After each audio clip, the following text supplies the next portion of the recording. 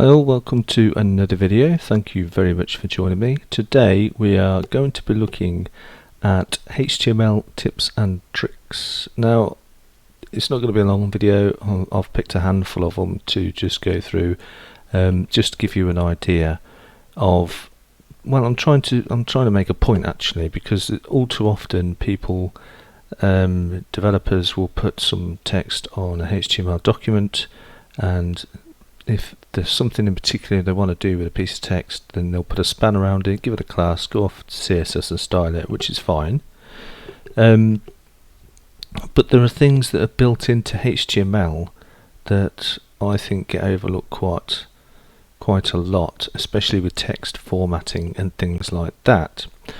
So I just wanted to go over a few, because if you're learning HTML then you probably want to get the best out of it. So let me just show you the first one. By the way, I've created a HTML file over here and a CSS file here, link the two together, normal stuff. And in the CSS I'll just give it some styling, some default styling over here, so we're not looking at a white screen. Right, so the first one I'm going to look at is, if I open a p tag and I say this is some, in here I'm going to open another tag, and it's going to be called mark, which is a built-in HTML tag, and I'm just going to say highlighted,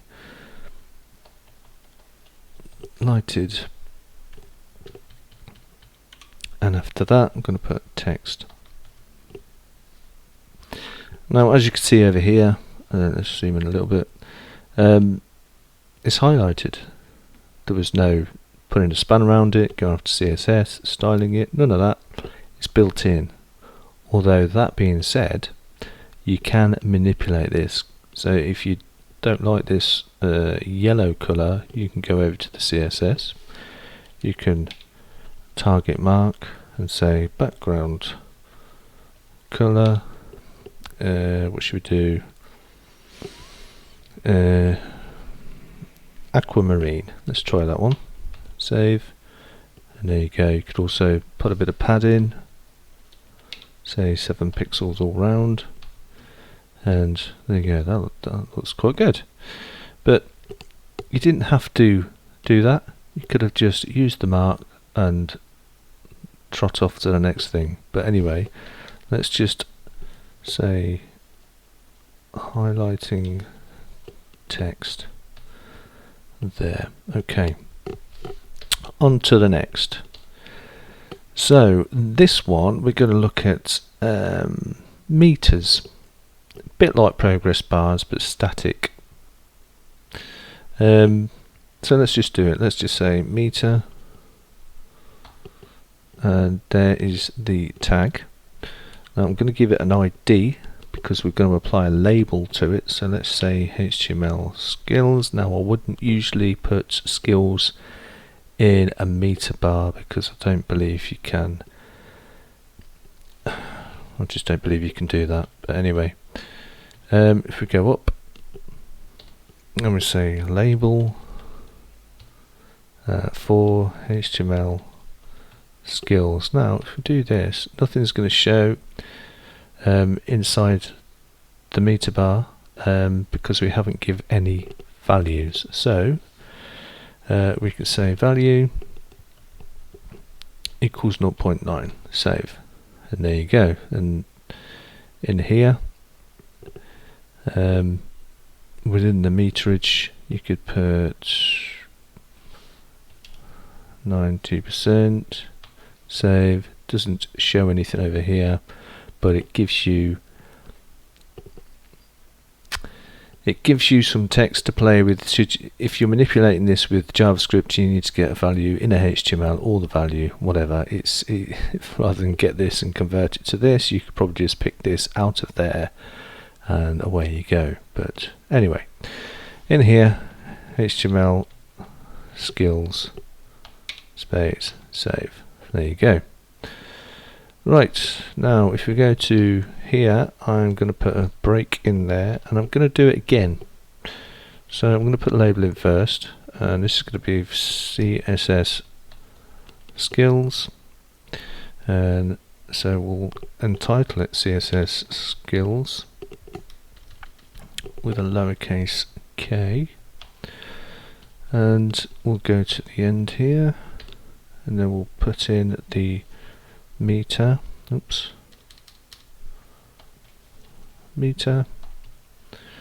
and we'll give it the ID, which is CSS skills. Okay, and then in fact we'll leave this one blank for now, don't really need it.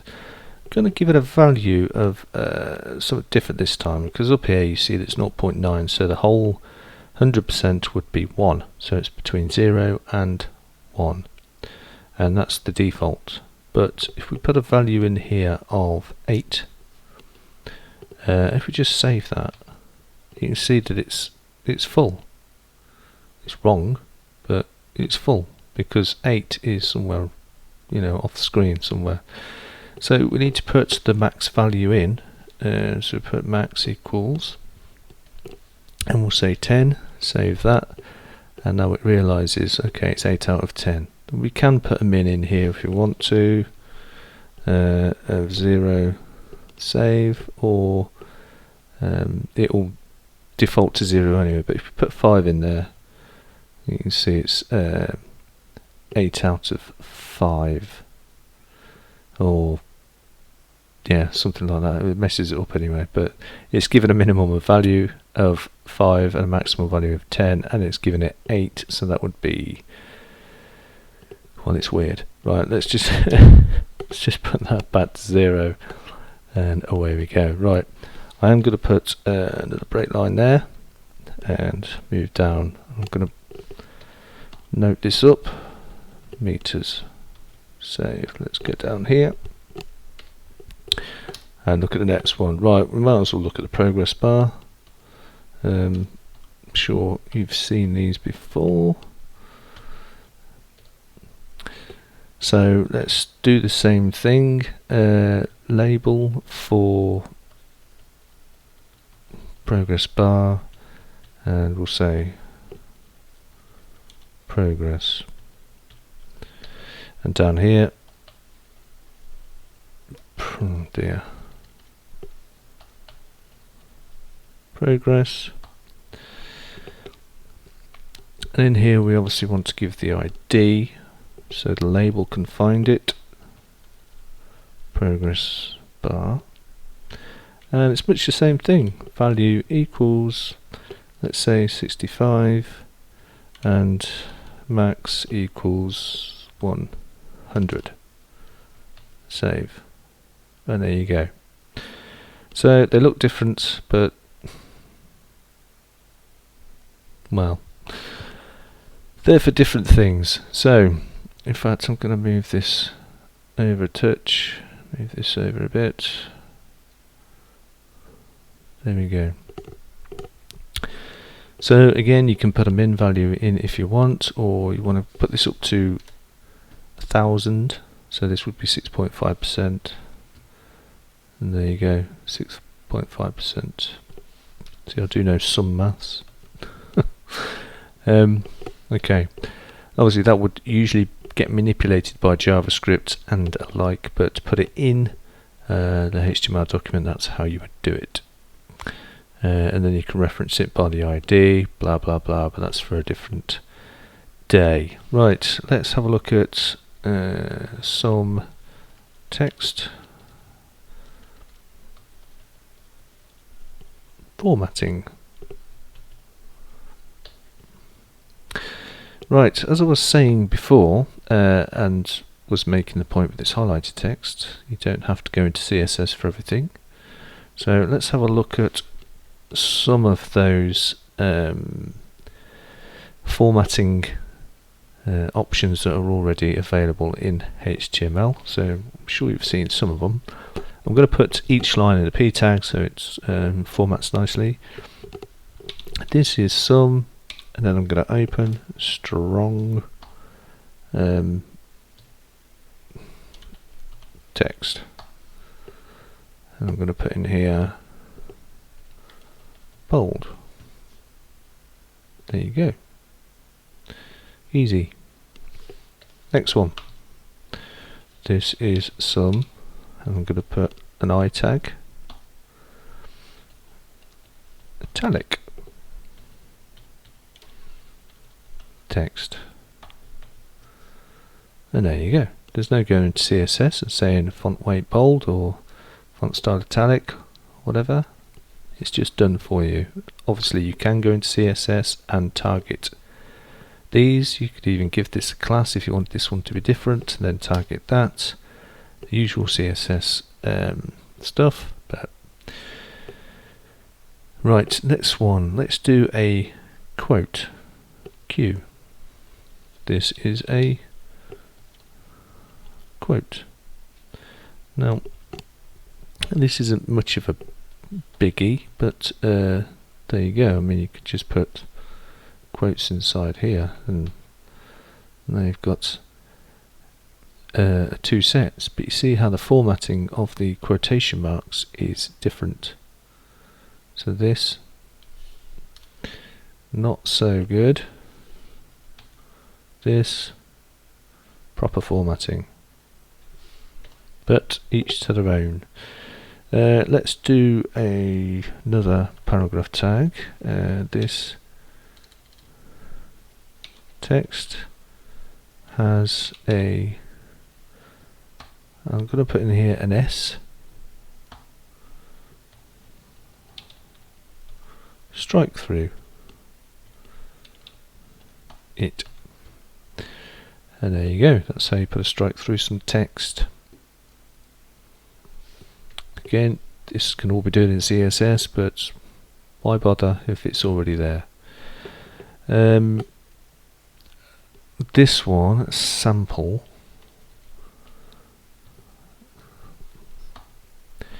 This is some sample text.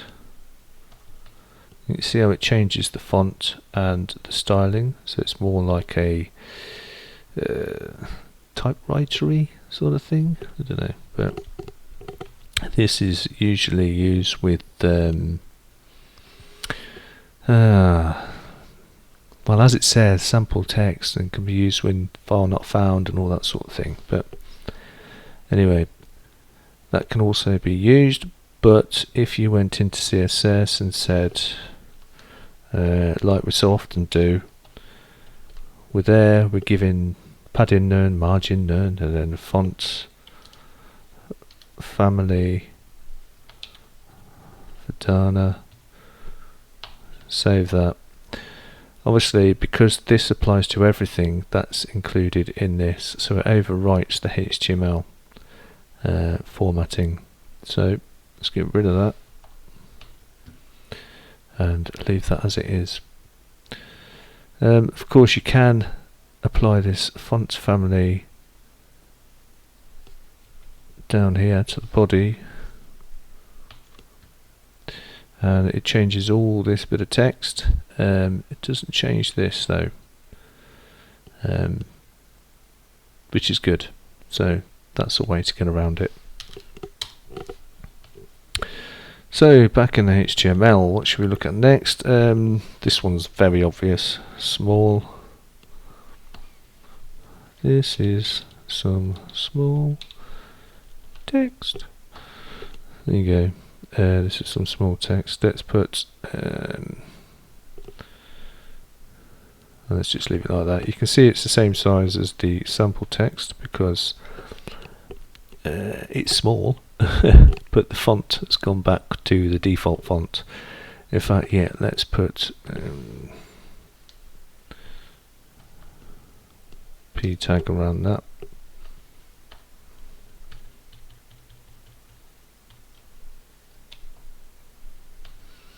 There you go. And around this one actually.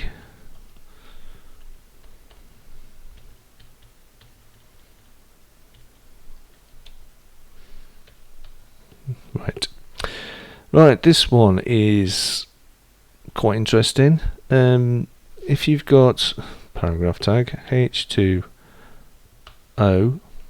save. Now we all know this this 2 should be a little 2 down here. So in order to do that, where we go in front of the 2, and we'll put sub.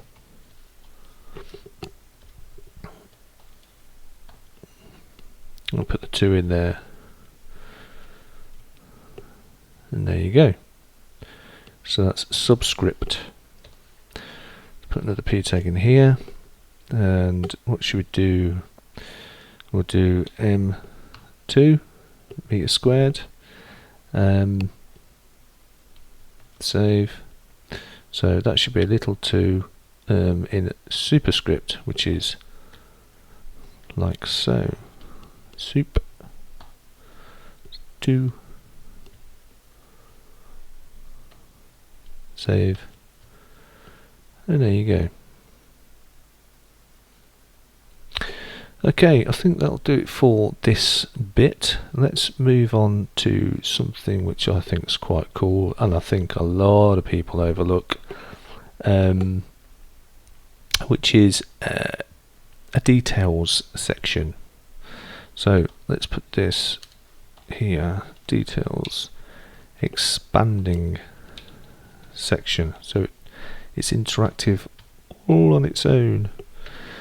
So let's say if we open the details section like that, and we give it a summary, which is basically a summary title or whatever you want to put in there, and under there we put in p tag, and we'll put this is a summary block of text that appears on clicking the summary title, something like that.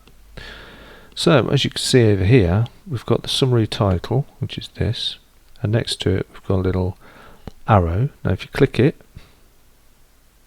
it appears, it toggles on and off, and if you click it again it disappears. Now I think this is brilliant, because you could spend ages sat there figuring out how to do this. I mean, obviously I know how to do it with JavaScript, but if you're new to HTML, you don't really want to dive into JavaScript just yet, then this is a good way of, I mean, you can create a menu from this and all sorts, but that little triangle, I'm not sure if you can actually get rid of that, but probably. Even rotates, look, I like that. So yeah, that's good. I'm a fan. Right, let's go to the next one now. If you've browsed a web page before and come across a bit of text with a little dotted underline, and then you hover over it and it tells you what the word means, or something along those lines, and this is what this next thing does. So I'm going to entitle it hover abbreviations. So let's do a p tag and say this is a video about HTML tips and tricks. There we go. So say we wanted to be able to hover over HTML and a little pop-up tell us what H, T, M and L actually mean. So we could go here, I'm just going to get rid of that for a minute, then put ABBR and in there HTML, save. Now not doing a lot at the minute because we haven't given any properties or attributes, so let's say title equals, and then in here is what will pop up when we hover. So hypertext markup language is what HTML stands for, in case you didn't know. Save that, and as you can see down here we've got a little dotted underline, and when we hover over it the pop-up shows what we've put in title, hypertext markup language. So we could use this as tooltips. Not sure if you can get rid of that underline. Let's have a look. Genuinely don't know. So ABBR. Let's have a look. HTML ABBR underline removal. Text decoration, that's what I was thinking of. Text decoration none. Let's go back. And there you go, it's gone. But there's nothing obvious to tell us that we can hover over it then. So, I mean, you could use the highlight, but if you want to use this as, if you have a menu and you just want to be able to show a tooltip and not have underlines on it, then that would be a good thing to do. So I'm just going to comment that out. I'll leave it there for you. Right, on to the next. There's not many more to go, to be honest with you. Let's look at address. Now this is quite a common thing. Address. So if you've got an address, you need to write out, so address line 1, and we'll BR that.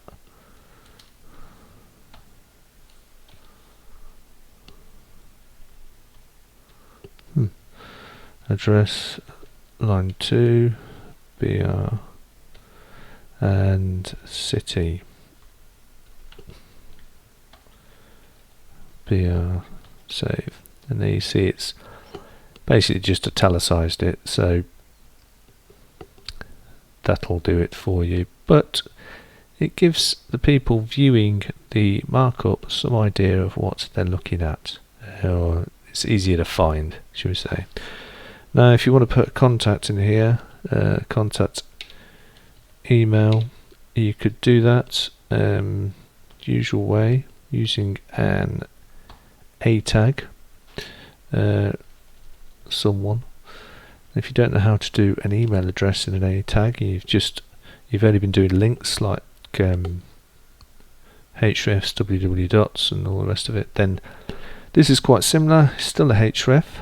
But in here we do mail to colon, and then we just put the email address in. Someone at somewhere dot not. Save. And now you can see that if we hover over it, it's got the email address at the bottom of the viewport. Now this, when clicked, will just open your default email client if you've got one set, and fill out the to field with the email address here for you. So yep, so actually on the end there, one of the BR, don't we?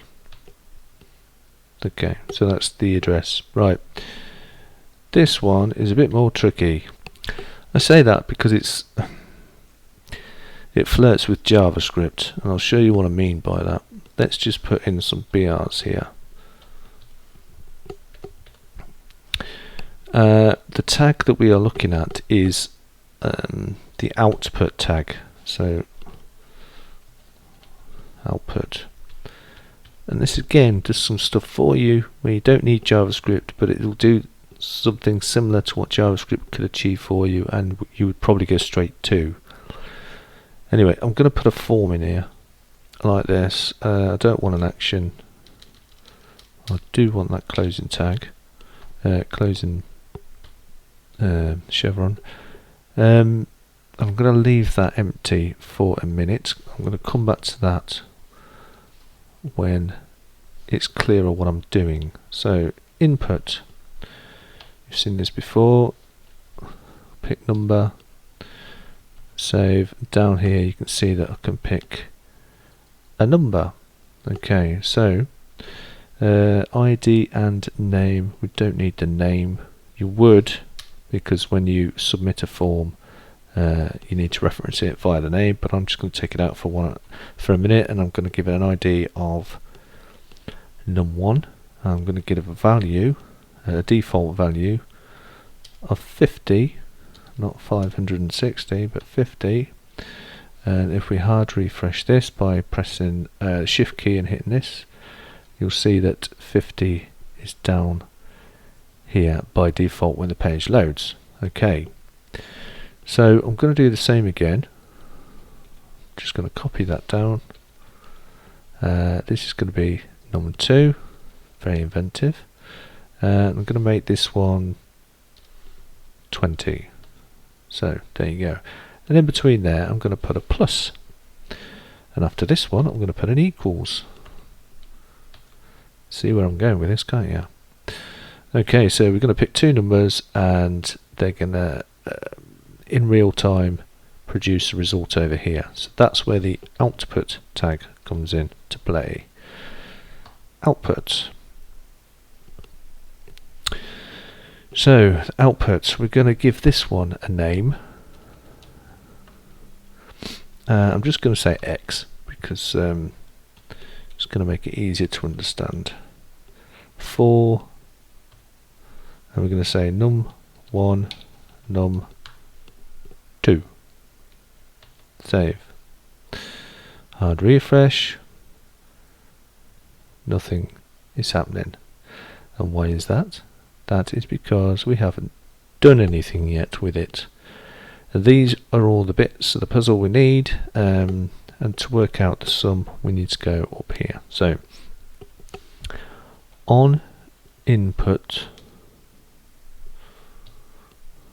equals x dot value.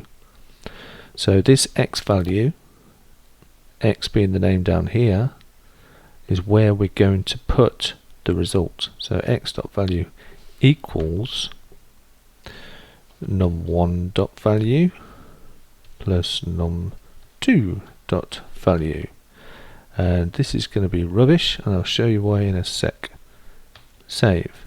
Right, I'm just going to hard refresh it. Right, let's put a few breaks down here because I can't see anything. In fact, yeah, let's just do that.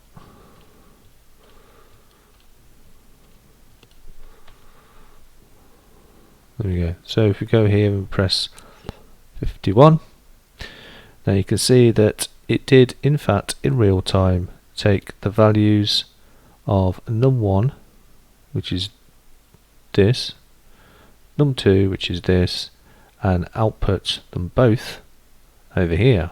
But they didn't add them together, they concatenated them together.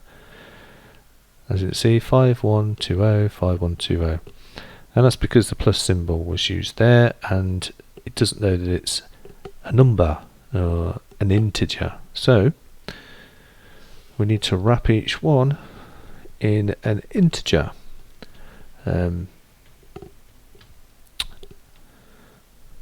Function, there we go, that one.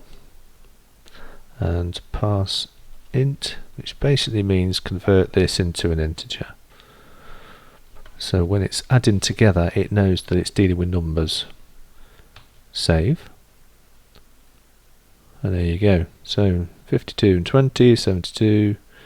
We go blah blah blah blah blah blah blah. So each time you click on it, it's updating this number. Now if that's confused the life out of you, don't worry about it. I just wanted to put it out there because I thought it was really cool. So that's the output tag that we were basically looking at there. Right, let's move on. And this one we are going to be using the pre tag, which I believe stands for preserve. And what I mean by that is that it will preserve the formatting of the text the way you put it in here. So usually if we go up here, actually I'm just going to note this up, preserve formatting. Okay, so if we go up here and put a p tag in and we say this is a, and then I'm going to put a load of spaces there, text test, and I save that, you'll see down here it's got rid of all the spaces because it's just cleared the white space out completely. I'm always putting capital H's. Why is that? There we go. So this is a text test, but if I took that same one, put it in here, save. Now it's changed the font size as well, and it's kept the spacing, and you'll notice that there's a load of space over here as well, which is this here, plus this over here. So if we put this back to there and save, you'll see that there's still space there because it's taking it very literally. So let's put it back over here, save, and there you go, it lines up. So that can be a problem for readability in HTML documents, but well, it would probably be inside a container anyway, so it wouldn't be much of a problem. But yes, that is that. So save, which means you can put all sorts of things in there, like snippets of code and things, so the indentation is correct and all that type of thing. So it does come in really useful there. And when you get to back-end programming, if you're debugging stuff and you want to output some variables, like an array of variables, it's good to use this to wrap that wrap that dump, if you like, with this, so the formatting is more readable. But again, that's for a different day. Anyway, that is the pre-tag. So let's stick a BR in here. In fact, let's do 2. Feeling generous. Right, let's move down to code. There's only 2 left to go if you're getting bored. So code, I was on about this a moment ago. Right, let's put in p tags, some code, and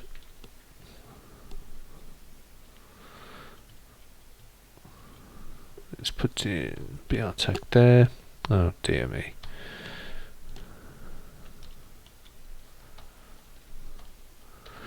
Right, so let's use the code tag, and let's just put something like, I don't know, background color red. Save. As you can see, it's formatted it so it looks a bit more well, like sample text and stuff. You can put code in here, so I don't know, let's just put a variable in here, var1, and so on. It's just, again, it's just a convenient tag to be able to use.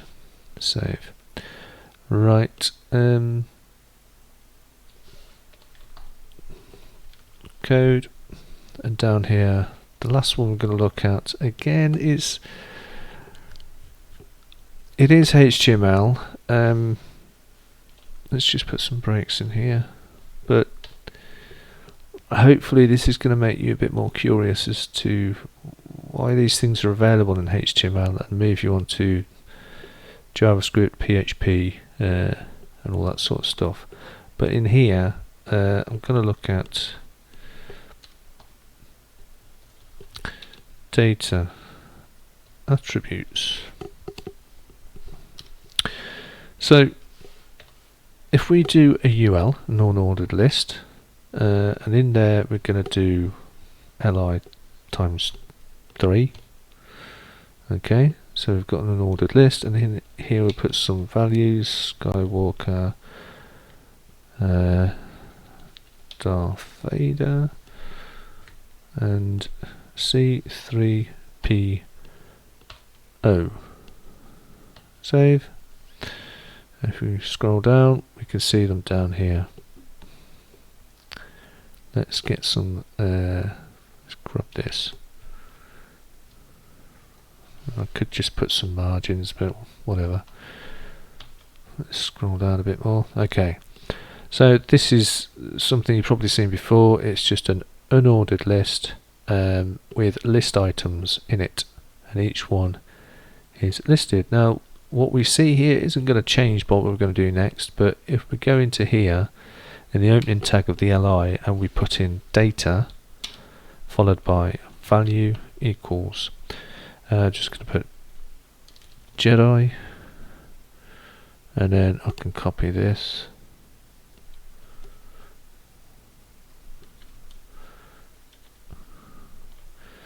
C3PO definitely is not a Jedi, is he? He's a droid, and Vader is a Sith Lord. Right, save that. As you can see, nothing's changed, but we have now associated some other information with this list item. I know this isn't very